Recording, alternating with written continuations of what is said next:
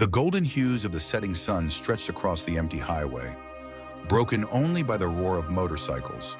In the center of a circle formed by the notorious biker gang, the Crimson Vipers, lay Valor, a K9 German Shepherd.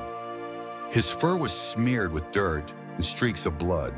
His body trembled with exhaustion, but his sharp amber eyes never lost their focus. Despite the pain coursing through him, Valor's training and unshakable spirit kept him standing, even as the gang jeered and taunted him. The dog's muscular frame, once the picture of power and precision, now quivered with each labored breath. Valor's coat, normally a rich blend of black and tan, was matted with blood that glistened crimson in the fading light. Yet there was something in the way he held himself, head still high, teeth bared in defiance, that spoke of a courage that transcended his physical state. His ears remained alert, swiveling to catch every sound, every movement, processing information as he had been trained to do. The circle of bikers tightened around him, their leather jackets emblazoned with the Crimson Viper's insignia. A serpent coiled to strike, rendered in vivid red against black leather. Across the road, hidden in the dry brush, Mason Reed, Valor's handler, watched intently. A former Navy SEAL turned federal agent, Mason was known for his calm demeanor under pressure, but this time rage simmered beneath his calculated exterior. Valor wasn't just a partner, he was family. Every second Mason waited felt like a lifetime, but he knew he couldn't act recklessly. His mind raced, searching for the perfect moment to rescue his loyal companion without putting him in greater danger. Mason's weathered face remained still as stone, but his eyes, a piercing steel blue that had seen too much death, blazed with barely contained fury. His large hands, calloused from years of military service and field operations, gripped his weapon with practiced ease. The wind carried the scent of gasoline, leather, and danger, mingling with the metallic tang of Valor's blood.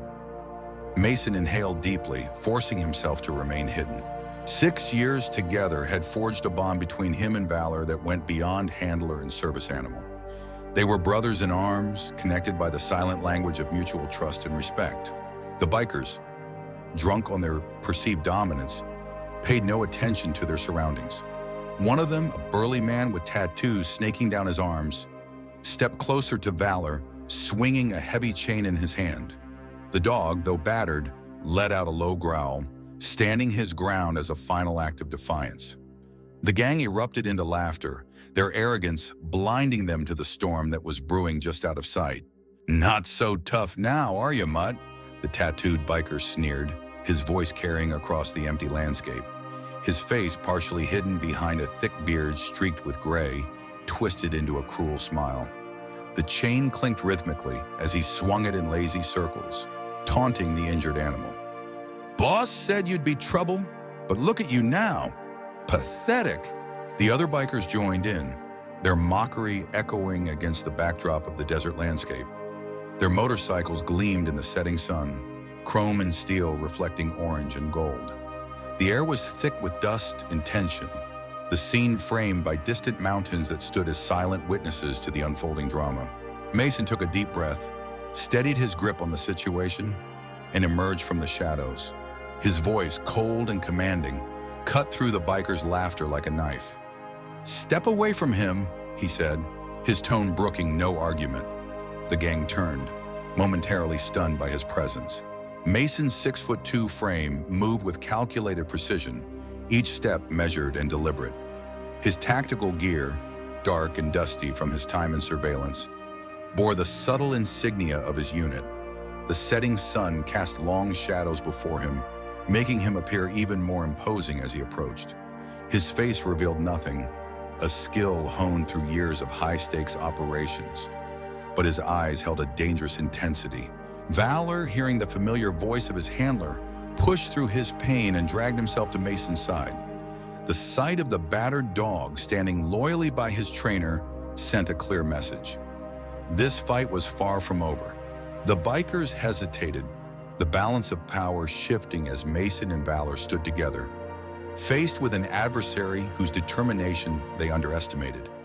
The gang began to back away, muttering curses and promises of revenge. "You've made a mistake coming here alone, Reed," called out one of the bikers, a tall, lean man with a scar running along his jawline. His eyes, cold and calculating, assessed Mason with the gaze of a predator. "Reaper won't forget this." Mason didn't flinch, his focus solely on Valor. Kneeling beside the dog, he carefully examined his injuries. "You're tougher than all of them combined," he murmured, his voice softer now, filled with both relief and pride. His hands moved gently over Valor's body, assessing the damage with practiced efficiency. The dog winked softly, pressing his muzzle against Mason's palm in a gesture of complete trust. The bond between them was palpable, forged through countless missions and shared dangers. It transcended words, living in the small gestures and silent communications that only they understood. Mason could read Valor's body language as clearly as written text, and the dog responded to his handler's subtle cues with flawless precision. As Mason prepared to carry Valor to safety, a glint of metal on the ground caught his eye. He reached down and picked up a small, unassuming object left behind by the bikers. Turning it over in his hand, he realized it was a USB drive, its metallic surface scratched but intact. Something about the way it had been dropped, too convenient, too deliberate, raised Mason's suspicions immediately. "What did they want with you, boy?" Mason whispered to Valor, whose ears perked up despite his exhaustion. "And what's on this that's worth hunting us down?" He pocketed the drive, knowing it might hold answers or lead to even greater dangers. The battle for Valor's life had been won, but as Mason looked at the object, he knew this was only the beginning of a much larger fight. The horizon had transformed into a canvas of deep purples and fiery oranges as Mason carefully lifted Valor. The dog's weight, substantial in his arms, was a reminder of the responsibility he carried. As they moved away from the scene, Mason could feel the eyes of the remaining bikers boring into his back. Their retreat was temporary. The Crimson Vipers weren't known for forgiveness or letting go of a grudge. In the distance, the howl of coyotes echoed across the landscape. Nature's reminder that in this harsh world, only the strong and the cunning survived. Mason and Valor had proven themselves to be both, but their journey was just beginning. With each step toward his vehicle, Mason's mind turned over the possibilities of what lay ahead. One thing was certain: the USB drive in his pocket held secrets someone was willing to kill for, and now those secrets were his burden to bear. The faint hum of sirens echoed in the distance as Mason carried Valor to the safety of his truck. The dog's breath was shallow, his once powerful frame now limp in Mason's arms. Carefully placing him in the back seat, Mason grabbed a first aid kit and began tending to the wounds. Valor flinched as the antiseptic stung, but his eyes stayed locked on Mason, a silent exchange of trust passing between them. "Hang in there, buddy," Mason whispered, his voice steady though the tension in his jaw betrayed his worry. The interior of the truck, a weathered Ford F-150, smelled of leather, gun oil, and the faint trace of Valor's usual presence. The vehicle had been their mobile command center for years, customized with hidden compartments for weapons and specialized equipment. Now it served as an emergency medical station as Mason worked quickly to stabilize his partner. His fingers, steady from years of diffusing explosives in war zones, moved methodically as he cleaned each wound. The worst was a deep gash along Valor's left flank, likely from the chain he'd seen the biker wielding. Mason's face darkened at the thought, his hands momentarily stilling before continuing their careful work.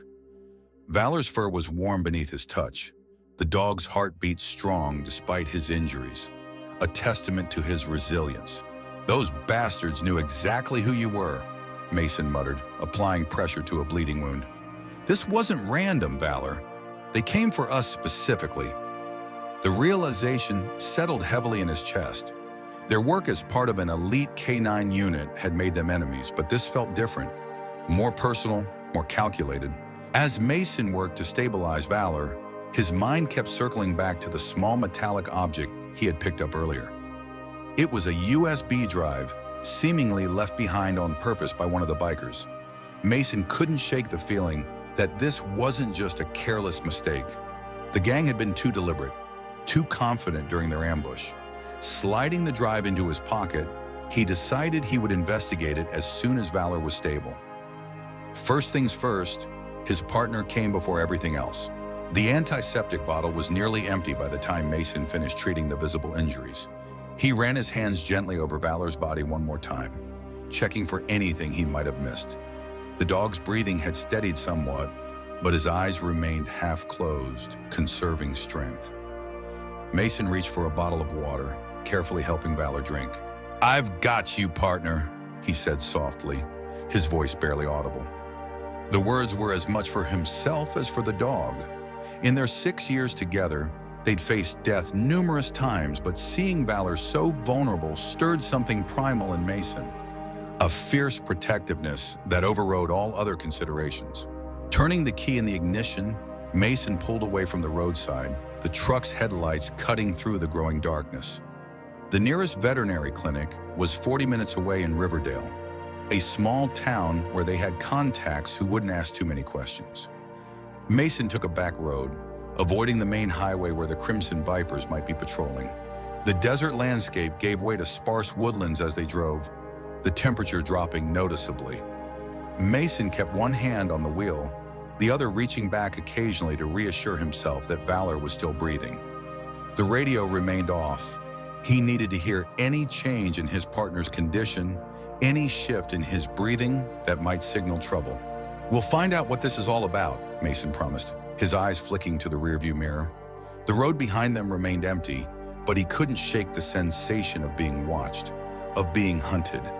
The USB drive felt like a weight in his pocket, a Pandora's box that could either provide answers or unleash hell. Either way, Mason knew they'd crossed a threshold. There was no going back now, only forward into whatever storm awaited them. Arriving at the emergency vet clinic, Mason rushed inside with Valor in his arms. The staff sprang into action, guiding him to a treatment room while the veterinarians examined Valor. Mason paced the waiting area, the USB drive weighing heavily in his hand. Every second without Valor felt like an eternity, but Mason's mind couldn't rest. The Crimson Vipers weren't just a group of troublemakers. They were organized, and they had been targeting something or someone specific. The clinic's sterile environment was a stark contrast to the rugged landscape they'd left behind. Fluorescent lights cast harsh shadows across Mason's face, highlighting the lines of worry etched around his eyes. The waiting room, with its bland beige walls and uncomfortable plastic chairs, felt like a prison as the minutes crawled by. A clock ticked loudly, each second punctuated by the occasional ping of a message at the reception desk. Dr. Elena Torres, a veterinarian who had treated K-9 officers before, approached Mason with a clipboard in hand. Her expression was professionally neutral, but her dark eyes held compassion.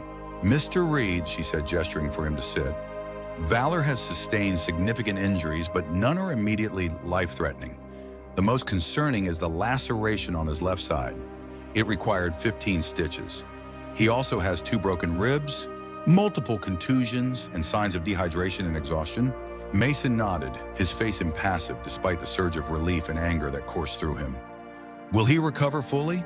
Dr. Torres tucked a strand of dark hair behind her ear, her expression softening slightly.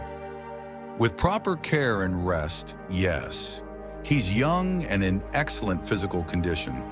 But he needs time, Mason. At least 4 weeks of limited activity." Mason's jaw tightened. 4 weeks was an eternity given their current situation. "I understand, but circumstances might not allow for that kind of recovery time." Dr. Torres's gaze sharpened. "Then make the circumstances work. He's not just equipment. He's a living being who needs to heal." Her voice held no judgment, only professional certainty. "He's family," Mason corrected her gently, "and I'll do whatever is necessary to protect him." After what felt like hours, the vet emerged, assuring Mason that Valor would recover, but would need rest and further care. Relief washed over him, but it was short-lived. As Mason sat beside Valor, who now rested on a padded table, his thoughts turned back to the bikers. Why had they been so focused on taking Valor out of the picture? His instincts screamed that this was bigger than a simple ambush, and the USB drive might hold the answers he needed. Mason ran his hand along Valor's back, careful to avoid the bandaged areas. The dog's tail thumped weakly against the table, a sign that despite everything, his spirit remained unbroken. The room was quiet save for the soft beeping of monitoring equipment and Valor's steady breathing. Through the window, Mason could see stars appearing in the night sky, pinpricks of light in an expanding darkness. "We'll get through this, boy," Mason said, his voice low and determined. "Just like we always do." Valor's ears twitched at the sound of his handler's voice, a small movement that spoke volumes about their connection. Dr. Torres returned with medication and care instructions, her demeanor warmer now. "He's sedated for the pain, but he should be able to leave in a few hours. I've included antibiotics and pain management. You'll need to change the bandages daily." Mason thanked her, accepting the medications with a grateful nod. As she left, his attention turned to the USB drive that had been burning a hole in his pocket. Pulling out his laptop, he inserted the drive, half expecting it to be empty or corrupted. Instead, a series of files opened, revealing detailed information on weapon shipments, coded messages, and most disturbingly, surveillance photos of Valor and Mason during previous missions. The screen's blue light illuminated Mason's face as he scrolled through file after file, his expression growing darker with each revelation. The Crimson Vipers had been watching them for months, tracking their movements with professional precision. More alarming were the connections documented in the files, links between the biker gang and higher-level criminal enterprises, including what appeared to be corrupt law enforcement officials. One name appeared repeatedly in the documents: Eli Carson, a former Delta Force operator who had worked with Mason years ago before disappearing into the private sector. According to the files, Carson was now coordinating between the Crimson Vipers and several international arms dealers. Using the gang as muscle for operations that spanned multiple states, the realization hit like a punch to the gut. This wasn't a random encounter. The Crimson Vipers had been tracking them for weeks, maybe months. Mason's pulse quickened as he scrolled through the files, each discovery raising more questions than answers. As the weight of the situation sank in, Mason glanced back at Valor, who stirred slightly but remained quiet. "Looks like we've stumbled into something big, partner," he murmured. A map on the screen caught his attention, showing marked locations across 3 states. Red dots indicated what appeared to be drop points, while blue markers highlighted areas labeled simply as assets. One of the blue markers was on Riverdale, specifically on the building where Mason now sat with Valor. The implications were chilling. They knew exactly where he would take an injured K9 partner. Mason quickly disconnected the drive and shut down his laptop, his mind racing. If the clinic was compromised, they weren't safe here. He needed to move Valor as soon as possible, find a secure location to regroup and plan their next steps. Looking at his watch, Mason calculated they had maybe an hour before Valor could be safely transported, an hour during which the Crimson Vipers could be closing in. Moving to the window, Mason scanned the parking lot, his trained eyes searching for any sign of surveillance or threat. The night was quiet, the lot half empty, but experience had taught him that danger often lurked in seeming tranquility. He drew the blinds and returned to Valor's side, his decision made. Determined, Mason started the truck and drove toward his safe house. He knew they needed to regroup and figure out their next move. But one thing was clear: this wasn't over. The Crimson Vipers had made it personal, and Mason was ready to face whatever came next. The road stretched endlessly before them, a ribbon of asphalt cutting through the darkened landscape. Mason drove with focused intensity, one hand on the wheel, the other occasionally reaching back to check on Valor. The dog lay still in the back seat, the medication keeping him comfortable despite the movement of the vehicle. Every few minutes, Mason checked the rearview mirror, watching for headlights that lingered too long or approached too quickly. The night had fully descended now, enveloping the world in a cloak of darkness, broken only by the truck's headlights and the occasional passing car. The silence in the cabin was heavy, filled with unspoken concerns and the weight of their situation. Mason's mind worked through scenarios, contingencies, plans of action. The discovery on the USB drive had changed everything, transforming what he'd initially thought was a personal vendetta into something far more complex and dangerous. Valor's soft whine broke the silence, the dog stirring slightly as the medication began to wear off. Mason's heart tightened at the sound. "Almost there, boy," he said softly, his voice a reassurance in the darkness. "Just hang on a little longer." The safe house was tucked away in the woods, far from prying eyes. Mason pulled into the gravel driveway, stepping out to survey the quiet surroundings. He carried Valor inside, gently placing him on a cushioned mat near the fireplace. The dog let out a soft whine, his injury still fresh, but his gaze remained focused on Mason. "You're tough, Valor. We'll get through this," Mason said, patting his partner's head before turning to his laptop. He had no time to waste. The information on the USB drive demanded his full attention. The safe house was a single-story cabin, rustic in appearance but strategically fortified. Mason had purchased it under a shell company years ago, one of several bolt holes he maintained for situations exactly like this. The interior was sparse but functional. A main room with a kitchenette, a bedroom, and a bathroom. Solar panels provided limited electricity, and a generator stood ready for emergencies. Most importantly, it was completely off-grid, with no digital footprint that could be traced. Mason moved efficiently, securing the perimeter before settling into the work at hand. The cabin smelled of pine and earth, with undertones of the smoke that occasionally drifted from the small fireplace. Outside, the forest was alive with night sounds. The hooting of owls, the rustling of leaves in the gentle breeze, the distant call of coyotes. It was a stark contrast to the sterile environment of the veterinary clinic, a reminder of the wildness that existed just beyond the thin veneer of civilization. Sitting at the old wooden table, Mason reopened the files. The surveillance photos made his skin crawl. The bikers had been watching him and Valor during missions, even capturing moments outside their operations. But what caught his eye next was a list of names, each one tied to high-profile individuals. Politicians, law enforcement officers, and private contractors were all listed with coded notes beside their names. Mason quickly realized the gang wasn't working alone. They were part of a larger network, one that extended far beyond the roads they terrorized. The laptop screen illuminated Mason's face in the dimly lit cabin, casting deep shadows that accentuated the lines of concentration on his forehead. Each file revealed more connections, more layers to the operation he'd unwittingly stumbled into. The Crimson Vipers were just the muscle, the visible face of something far more insidious.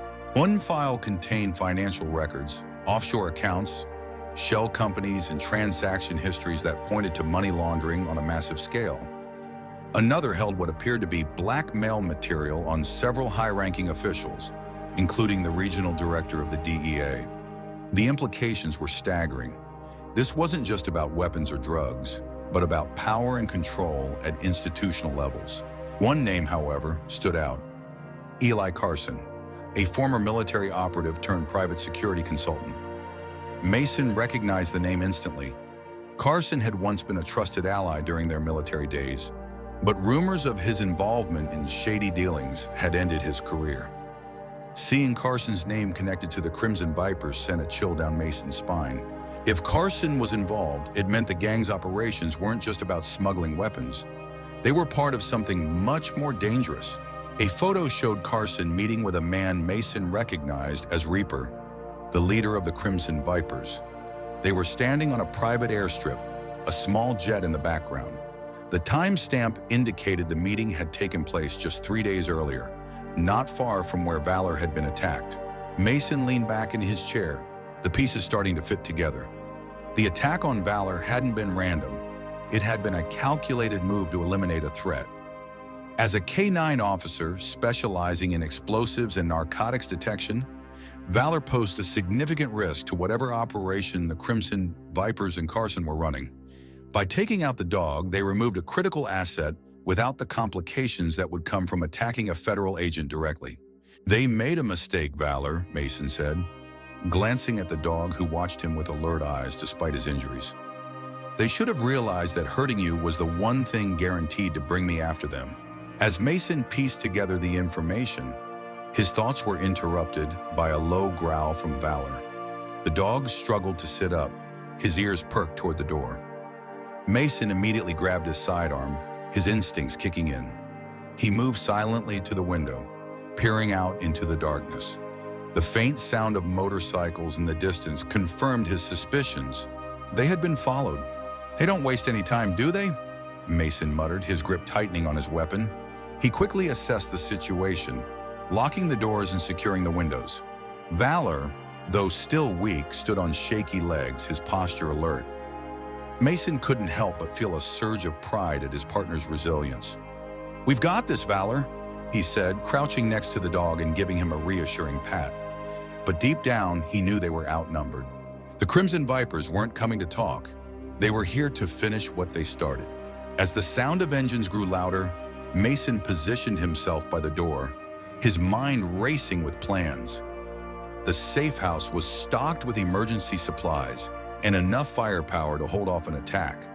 But this wasn't just about survival. Mason needed answers, and he wasn't going to let the bikers leave without giving them. With Valor by his side, even injured, Mason knew they stood a chance. "Let's show them who they're messing with," he said under his breath as the first set of headlights pierced through the darkness. The roar of motorcycle engines grew deafening as the Crimson Vipers rolled into view, their headlights cutting through the darkness. Mason watched from the window, his breath steady as he counted the figures dismounting their bikes. 7 men, heavily armed and moving with purpose, spread out around the perimeter. They weren't taking any chances this time. Mason glanced at Valor, who was still standing despite his injuries. "We've been through worse, haven't we, buddy?" he said, giving the dog a nod of reassurance before moving to secure his position. The safe house wasn't much, but it had been built with defense in mind. Reinforced doors, bullet-resistant windows, and a small armory in the basement gave Mason a fighting chance. He quickly grabbed a tactical shotgun and a set of flashbangs, knowing he couldn't rely on brute force alone. Strategy and timing would be key. The floor creaked beneath Mason's weight as he moved through the cabin, each board seeming to protest the tension that filled the air. Outside, the night had grown still, the natural sounds of the forest silenced by the presence of intruders. The motorcycle's engines had been cut, leaving only the occasional murmur of voices as the bikers positioned themselves. Mason's training kicked in, his mind calculating angles, cover positions, potential entry points. The cabin had been chosen specifically for its defensibility, limited approaches, good sight lines, multiple exit options. But 7 armed men was still a significant force, especially with Valor injured. Hank, sensing the tension, limped to the doorway and positioned himself beside Mason, his growl low but steady. Even injured, Valor was ready to defend his handler. Outside, the gang's leader, a burly man with a patch reading Reaper, barked orders to his crew. "Flush him out. This ends tonight," he shouted. Reaper's voice carried across the clearing, deep and commanding. He stood a head taller than most of his crew, his massive frame accentuated by a leather vest adorned with patches denoting rank and achievements within the gang. His face, partially hidden by a thick beard, bore the scars of countless fights. But it was his eyes that were most striking. Cold, calculating, and utterly devoid of mercy. "Surround the place," Reaper ordered, his voice lowered now as he directed his men. "Walker, you and Dice take the back. Hawk, cover the east side. I want eyes on every exit." The bikers moved with practiced efficiency, their weapons at the ready. These weren't ordinary gang members. They had military training, evident in their movements and coordination. Mason recognized the tactics, standard clearing procedures taught to special forces. The realization confirmed his suspicions about their connection to Eli Carson. 2 of the bikers approached the front of the house cautiously, their weapons drawn. Mason waited, his heart pounding in sync with the ticking seconds. As one of the men moved to kick in the door, Mason pulled the pin on a flashbang and tossed it out a side window. The explosion of light and sound sent the bikers reeling, buying him precious seconds to act. The night erupted into chaos as the flashbang detonated, temporarily blinding and disorienting the closest bikers. Their shouts of confusion filled the air, followed by the sharp reports of gunfire as they fired blindly toward the cabin. Bullets thudded into the reinforced walls, splintering wood but failing to penetrate the interior. Mason moved swiftly, his years of military training taking over. He flanked the bikers from the side entrance, disarming one with a precise strike before taking cover behind a stack of firewood. The second man turned, firing wildly, but his shots went wide. Mason returned fire, hitting the biker's weapon and forcing him to retreat. The cool night air filled his lungs as Mason pressed his back against the rough surface of the woodpile. He could hear the remaining bikers regrouping, their voices tense as they called out positions to each other. The element of surprise had given him an advantage, but it wouldn't last long. From inside, Valor barked sharply, his instincts driving him to protect Mason despite his weakened state. The sound galvanized Mason, reminding him of what was at stake. This wasn't just about survival, it was about protecting his partner and uncovering the truth behind the Crimson Viper's operation. As the chaos unfolded, Reaper and the remaining bikers regrouped, realizing they had underestimated their target. Reaper's face twisted in frustration as he shouted, "You're only delaying the inevitable, Reed. We know what you've got, and we're taking it." Mason clenched his jaw, now certain the USB drive was their true objective. He needed to find a way to neutralize the threat without destroying the crucial evidence in his possession. Mason retreated into the house, regrouping with Valor, as the bikers began a more coordinated assault. He knelt beside his partner, placing a reassuring hand on the dog's head.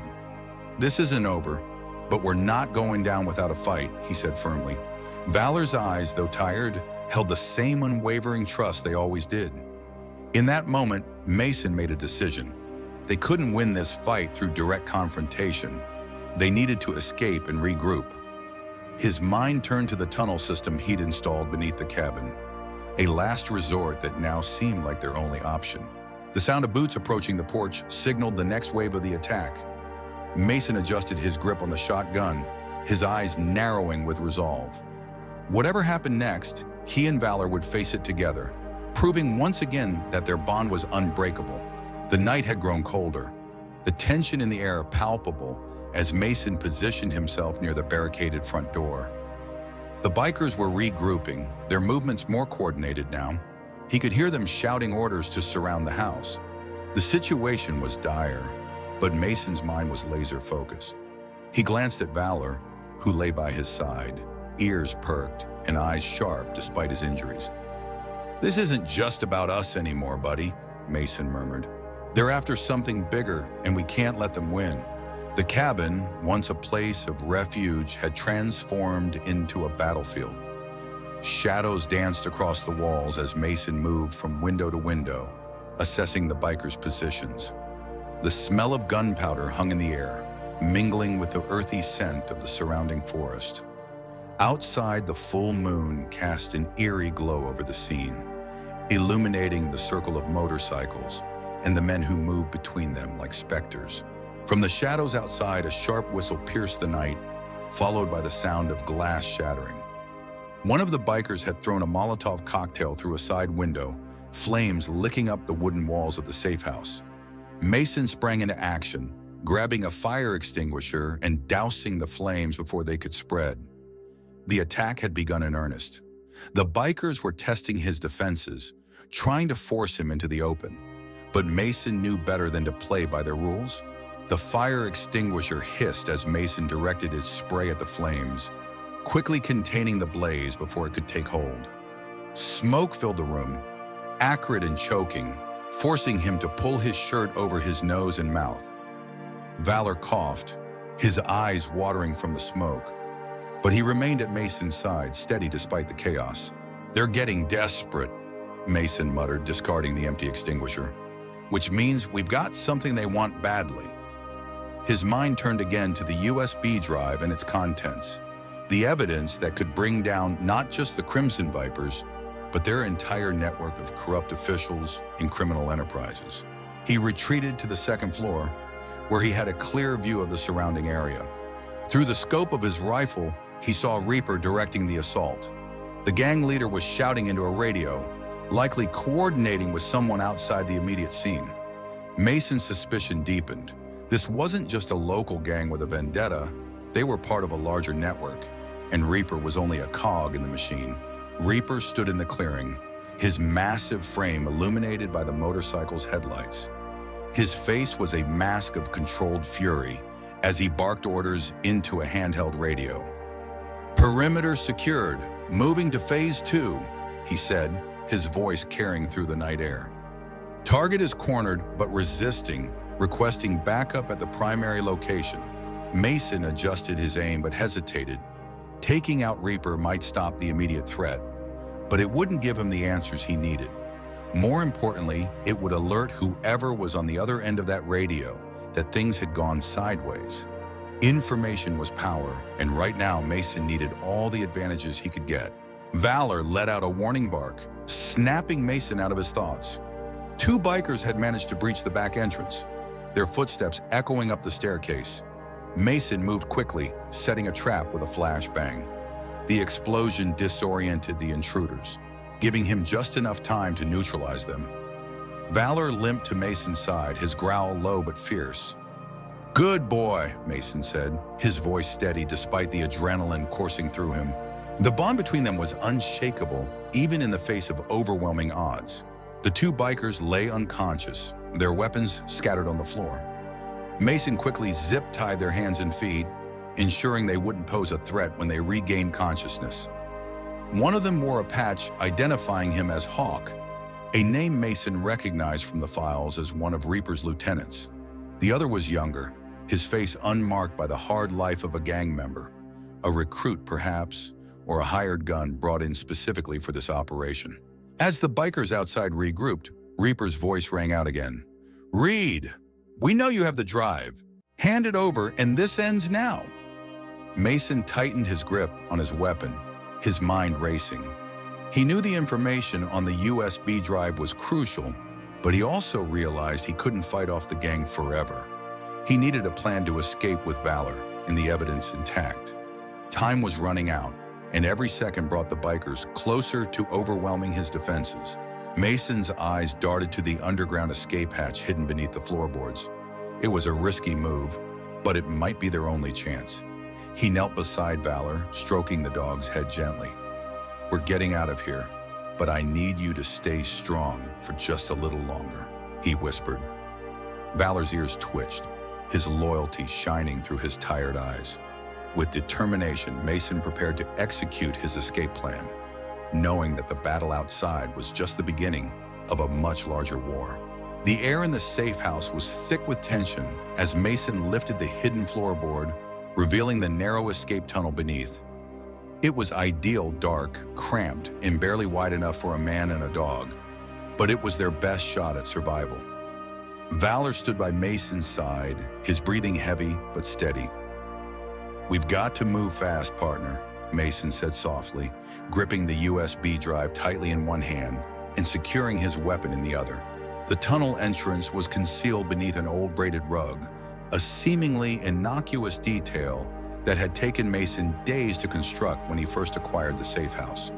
The passage itself had been an old mining shaft, reinforced and extended to lead away from the property. It was his insurance policy, a last resort that now represented their only chance of escape. Outside, Reaper and his gang were closing in. The sound of boots crunching on gravel and murmured commands told Mason they were preparing for a final push. He could hear Reaper barking orders. "Flush him out! Tear the place apart if you have to!" Mason lowered himself into the tunnel first, gesturing for Valor to follow. The dog hesitated for a moment, his instincts warning him of the confined space. But with a soft command from Mason, he climbed down, his loyalty outweighing his fear. The tunnel was cold and damp, the earthy smell of soil and rock filling Mason's nostrils as he descended. Above them, the sounds of the cabin being stormed echoed faintly. Boots on hardwood, doors being kicked in, furniture overturned in frustration. The bikers would soon discover they had escaped, but by then Mason hoped to be far away.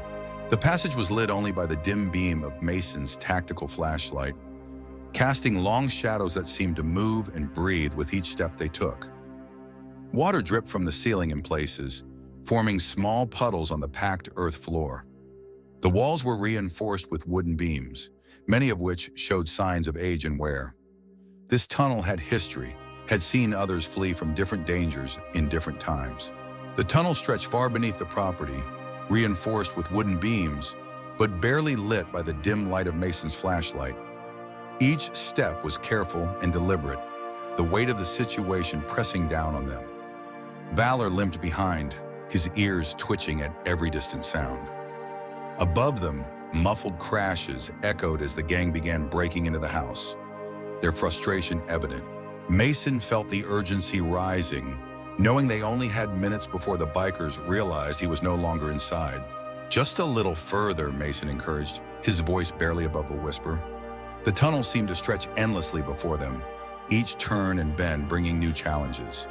Valor's breathing was labored, the exertion taking a toll on his injured body, but he pressed on, driven by an unshakable trust in his handler. The air grew thinner as they progressed, heavy with moisture and the scent of earth. Occasional roots from trees above broke through the ceiling, hanging like gnarled fingers in the darkness. The beam of the flashlight caught movement, small creatures scurrying away from the unexpected intrusion into their domain. The silence was broken only by their footsteps and Valor's panting. Halfway through the tunnel, Mason paused as a faint vibration rattled the walls. He froze, holding his breath as the sound of footsteps approached from the far end of the passage. The steel serpents had anticipated his move. "They're smarter than I gave them credit for," Mason muttered under his breath. He quickly extinguished the flashlight and pressed his back against the wall, pulling Valor close. The darkness enveloped them, forcing Mason to rely on his training and instinct. The tunnel, once merely claustrophobic, now felt like a trap. Mason's mind raced through options, calculating risks and probabilities.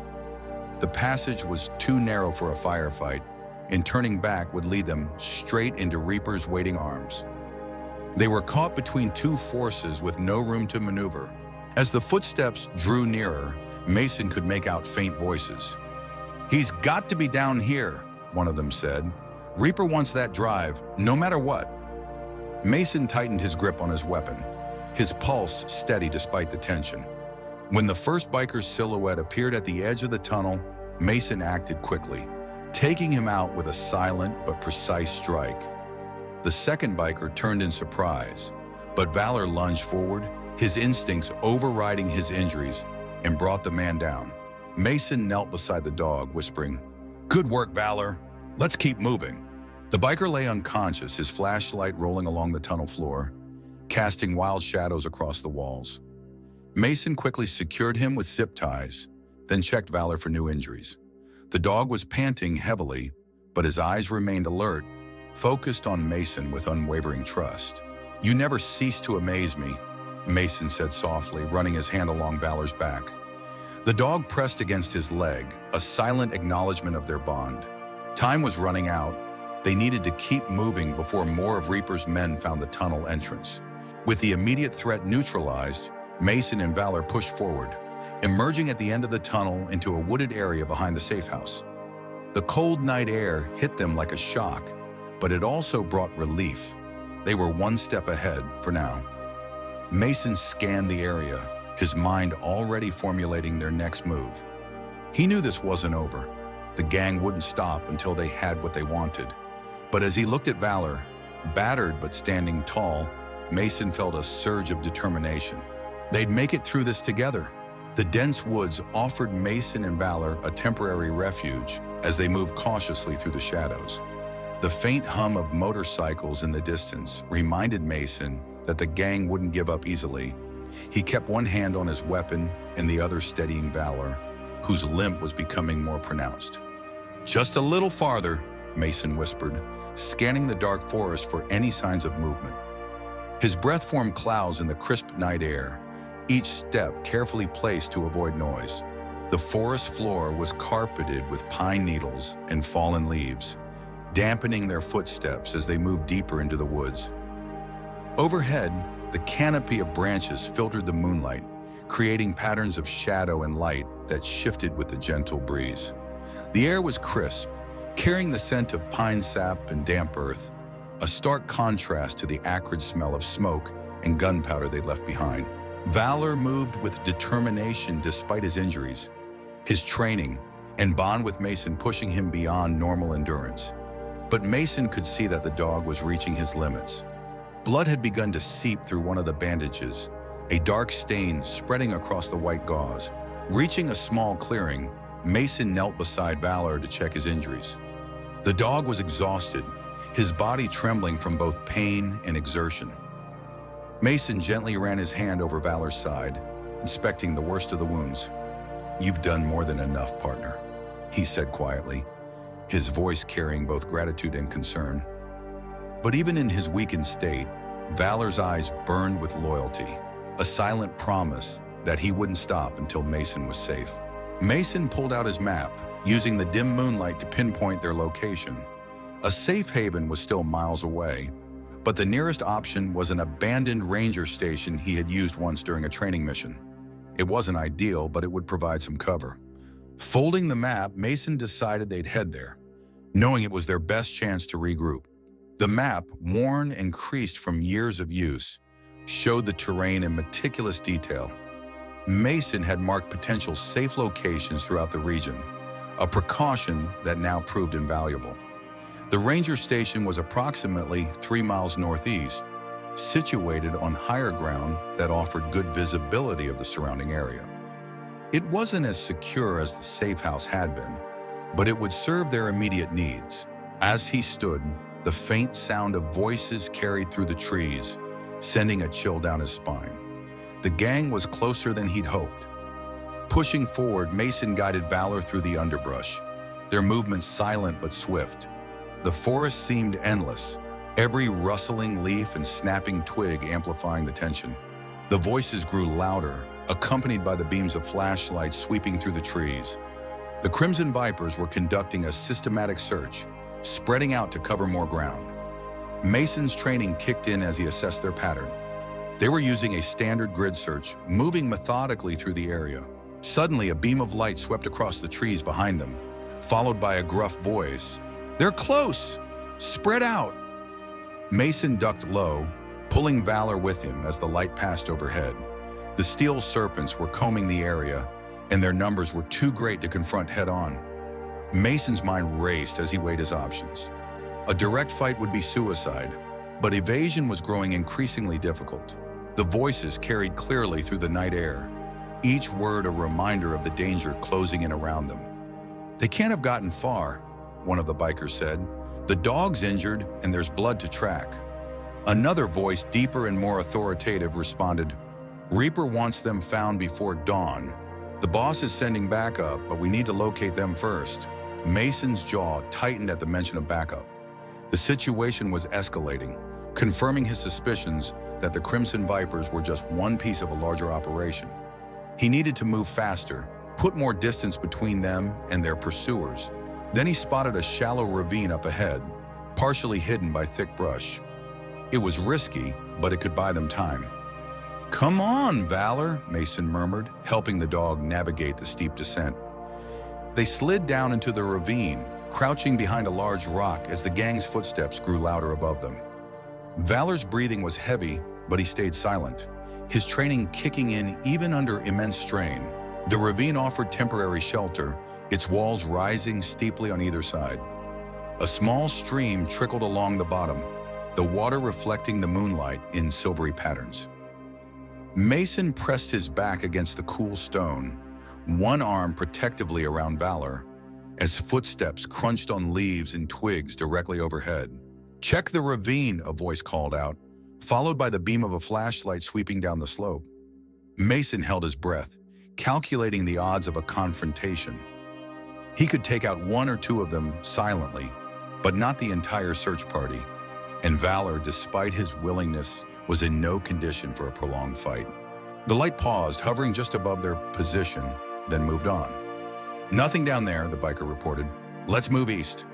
The footsteps receded, the voices growing fainter as the search party continued their hunt. As the footsteps passed overhead, Mason allowed himself a brief moment to breathe. He looked at Valor, who was leaning against him, tired but resolute. "We're not out of this yet, but we'll make it," he said softly. gripping the USB drive in his pocket. He knew the steel serpents wouldn't stop hunting them, but he also knew he had something they desperately wanted, and that gave him leverage. For now, survival was the priority, but Mason was already planning his next move. He wasn't just going to run, he was going to fight back. The abandoned ranger station loomed ahead, its weathered frame barely visible in the pale moonlight. Mason pushed the door open cautiously, the creak echoing in the stillness. Inside, dust blanketed the old wooden floors, and the faint smell of decay lingered in the air. It wasn't much, but it was a defensible spot. "We'll rest here for a while," Mason said, guiding Valor inside. The dog, clearly exhausted, sank to the floor with a soft grunt, his chest rising and falling heavily. The station was a single-room structure with boarded windows and a partial loft overhead. Years of abandonment had left it in disrepair, but the walls were solid and the roof intact.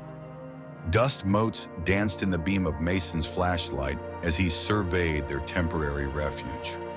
Old forestry maps hung on the walls, their edges curled with age and moisture.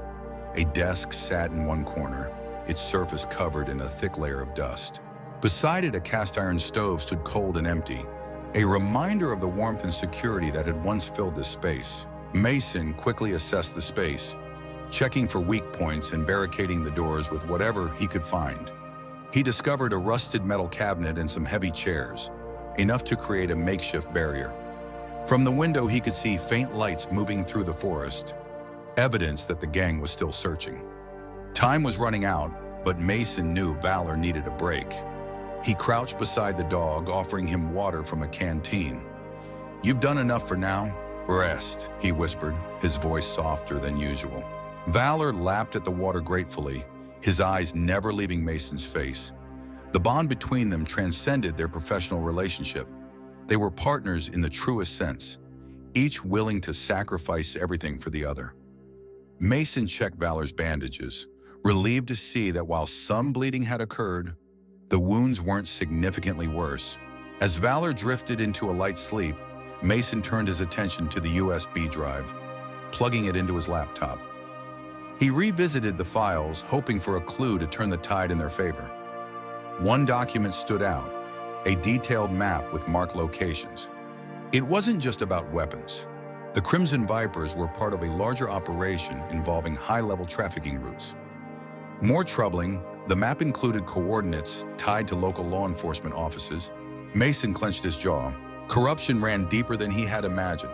The screen's blue light illuminated Mason's face in the darkness, casting sharp shadows that accentuated his focused expression. As he dug deeper into the files, a pattern emerged. The Crimson Vipers were functioning as enforcers for a sophisticated criminal network that spanned multiple states. But the real shock came when Mason discovered documents linking several high-ranking officials to the operation: judges, police commissioners, even a state senator. The corruption was systemic, reaching into the very institutions meant to combat it. Most disturbing of all was a series of coded messages between Eli Carson and someone identified only as director. The communications suggested that Carson was planning something significant, an operation scheduled for the coming week that required precise timing and coordination. Whatever it was, it involved the movement of substantial resources and personnel. Before he could dig further, a loud crash outside jolted him to attention. He peered through the window and spotted two bikers dismounting their motorcycles, flashlights cutting through the dark. "They're closing in," Mason muttered, grabbing his shotgun and positioning himself near the barricade. Valor stirred, ears perking up at the noise. Despite his injuries, the dog tried to rise, but Mason gently placed a hand on his back. "Not this time, partner. I'll handle it." The bikers moved closer, their voices low but audible through the thin walls of the station. "He's got to be in here," one of them said. Mason steadied his breath, waiting for the right moment. As the first biker tried to force the door open, Mason kicked it hard, sending the man stumbling backward. The second biker raised his weapon, but Mason was faster, firing a warning shot that sent him diving for cover. The sound of the shotgun blast echoed through the forest, a declaration of resistance that would undoubtedly draw more attention. Mason knew he had minutes, perhaps seconds, before the rest of the search party converged on their location. He needed to move, but Valor needed rest. It was an impossible choice, but one he had to make. The element of surprise gave Mason the upper hand, but he knew the rest of the gang wouldn't be far behind.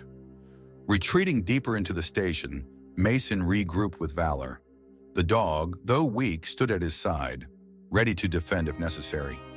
"They won't stop," Mason said, more to himself than anyone else. He looked at the USB drive, then at Valor, the weight of their situation pressing down on him. They couldn't stay here much longer, but they needed a plan.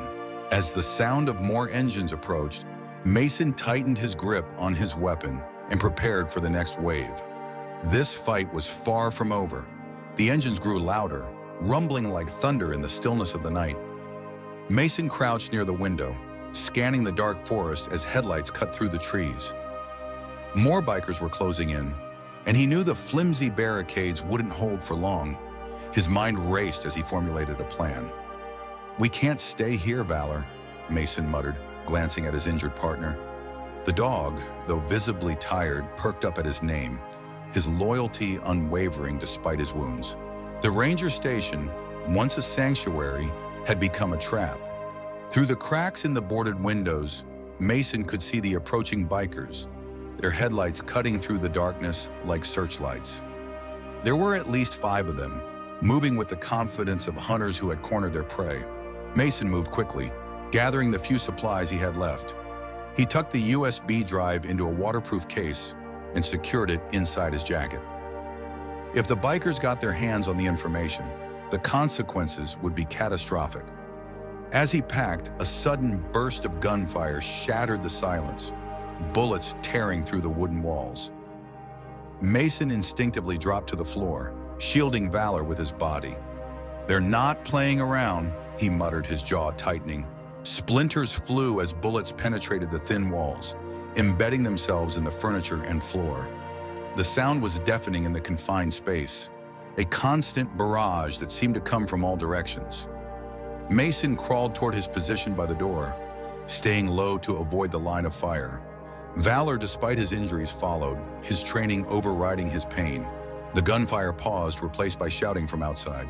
"Reed, we know you're in there! You've got nowhere to run!" It was Reaper's voice, dripping with overconfidence. Mason peered through a crack in the wall, spotting the gang's leader standing near a cluster of bikes. Around him, more men were positioning themselves, clearly ready for an assault. Mason's stomach churned.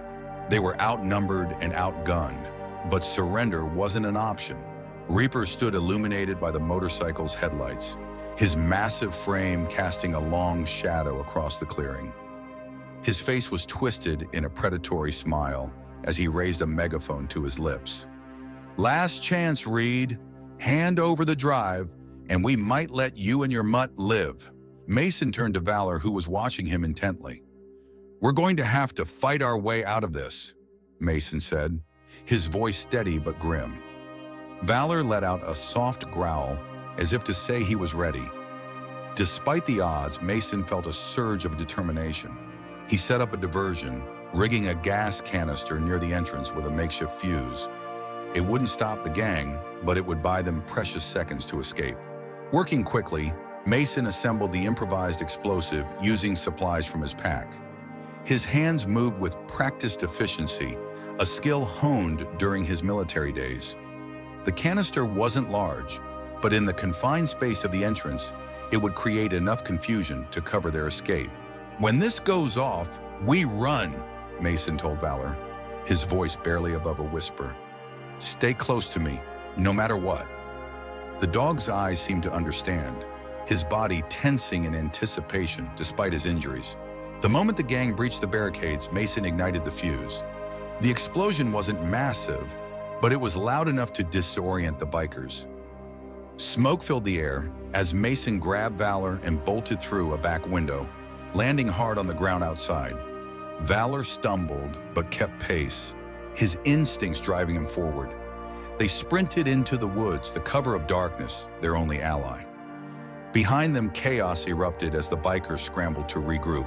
The explosion sent debris flying, temporarily blinding and disorienting the first wave of attackers. Shouts of confusion and pain filled the air as Mason and Valor made their escape. The forest enveloped them, its darkness providing cover as they fled from the scene. Behind them, flashlight beams cut wildly through the smoke as the bikers tried to regroup and pursue. Breathing heavily, Mason pushed deeper into the forest, his grip firm on Valor's harness. He knew they couldn't run forever, but they needed to put as much distance as possible between them and the gang. The USB drive felt heavy in his pocket, a reminder of what was at stake. Glancing back at the faint glow of the ranger station in flames, Mason set his jaw. The fight wasn't over, but he and Valor had survived another round. Now they just needed to figure out how to strike back. The forest was eerily silent as Mason and Valor pressed onward, the soft crunch of leaves underfoot the only sound breaking the stillness. Mason's breath came in steady bursts, his mind racing as he tried to calculate their next move. Valor limped beside him, his resolve evident despite his injuries.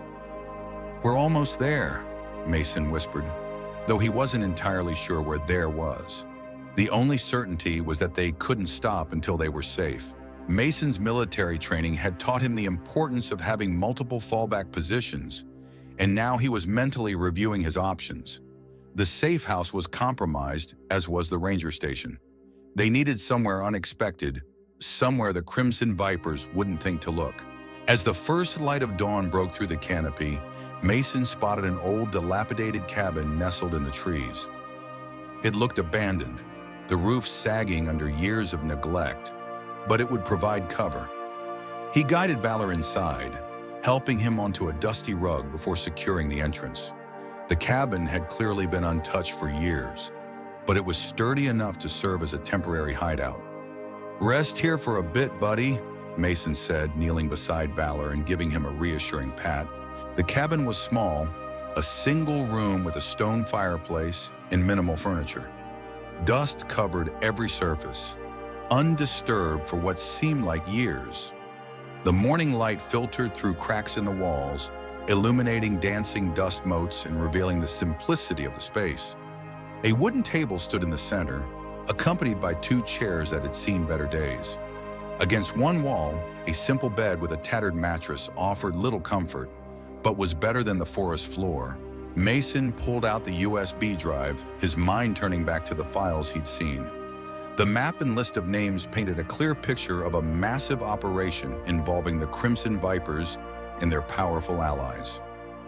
One name in particular, Eli Carson, still lingered in his thoughts. Carson had been a trusted ally once, but his involvement with the gang suggested he'd turned rogue. Mason couldn't shake the feeling that Carson was pulling the strings, and if they wanted to end this, they'd have to face him directly. As Mason contemplated their next move, memories of his time with Carson surfaced. They had served together in the same special operations unit, completing missions that required absolute trust and coordination. Carson had been different then, dedicated, principled, a man who lived by a code. What had changed him? The question nagged at Mason, adding another layer to the mystery he was trying to unravel. The sound of rustling leaves outside snapped Mason out of his thoughts. He froze, hand instinctively moving to his weapon. Piercing through a crack in the wall, he spotted a lone figure approaching the cabin. It wasn't one of the bikers. This person moved differently, cautiously, as if they were searching for someone. Mason gripped his gun tighter, waiting for the figure to come closer. When the person stepped into the clearing, Mason recognized the face immediately. It was Carson. Eli Carson hadn't changed much since Mason had last seen him. He was still tall and lean, with the same precise movements that marked him as Special Forces. His dark hair was cut short, military style, despite the years since his discharge. The only notable difference was his eyes.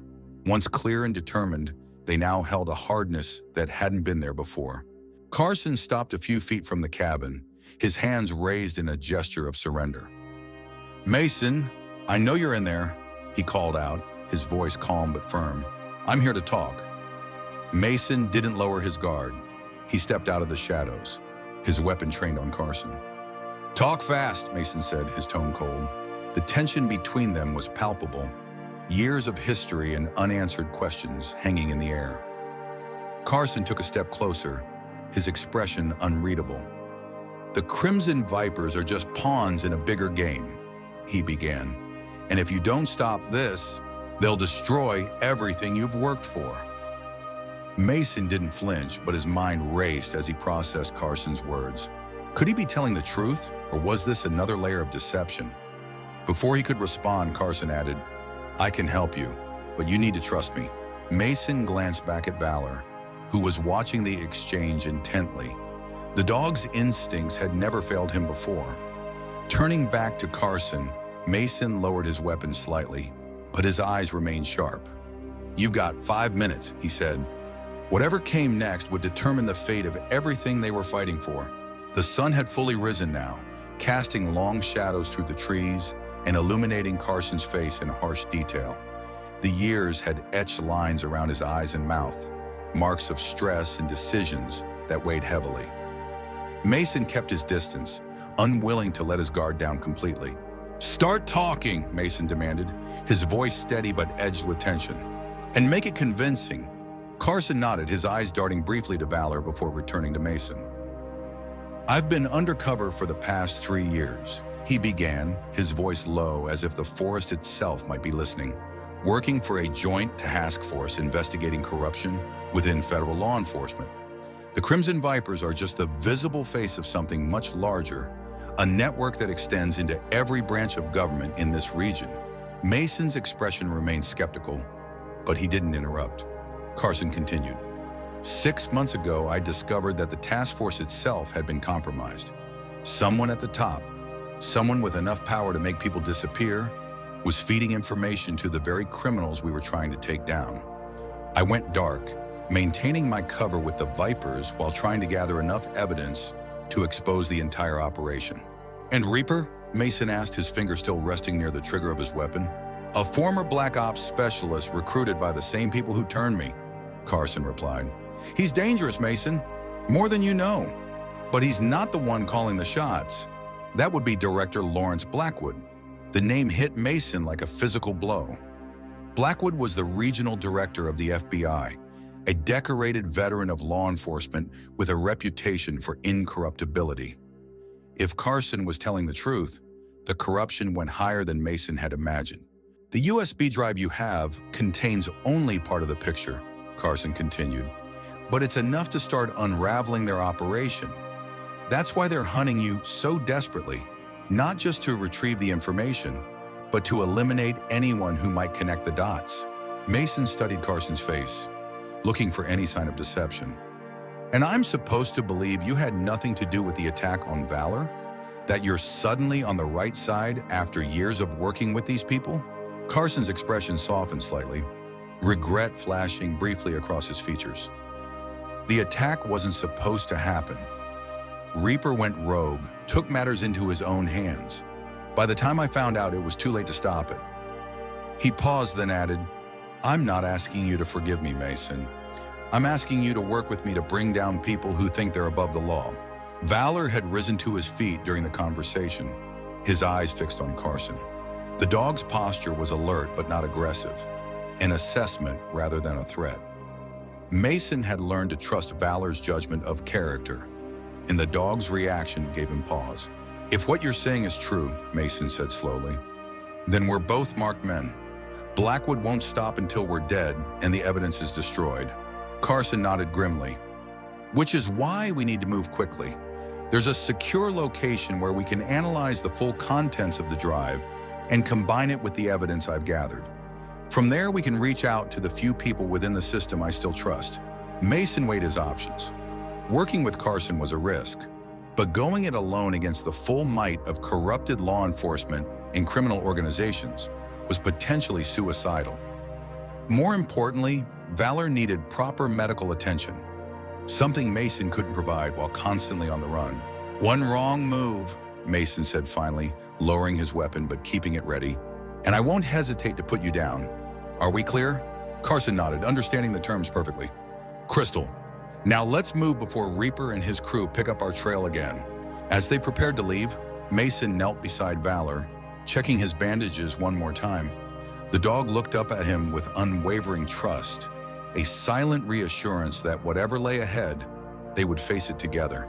The morning sun filtered through the trees as Mason, Carson, and Valor set out, moving deeper into the forest toward an uncertain alliance and an even more uncertain future. Behind them, the abandoned cabin stood silent, one more waypoint in a journey that had become far more dangerous than Mason could have imagined when he first spotted his injured partner surrounded by the Crimson Vipers. The true battle against corruption that reached into the highest levels of power was just beginning. And as they walked side by side, former comrades reunited by circumstances neither could have predicted, Mason knew that the bond between him and Valor would be their greatest strength in the fight to come. For in a world where loyalty could be bought and principles abandoned for profit, their unbreakable connection remained a beacon of what was worth fighting for.